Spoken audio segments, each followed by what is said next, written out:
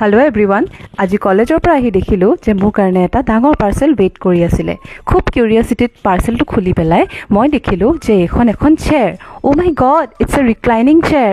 So এনেকুৱা এখন চেয়াৰৰ কথাই মই মোৰ হাজবেণ্ডক কৈছিলো। So মই মোৰ কাজিনৰ ঘৰত পাৰ্টি কৰিবলৈ যাওঁতে এনেকুৱা এখন চেয়াৰত বহিছিলো আৰু বহুত বেছি কমফৰ্টেবল লাগিছিল। And then মই কৈছিলো যে পঢ়িবলৈ কাৰণে হয়তো মোক এনেকুৱা এখন চেয়াৰ লাগিব। And he remembered that. And next month আমাৰ anniversary আছে. So probably this is a surprise gift.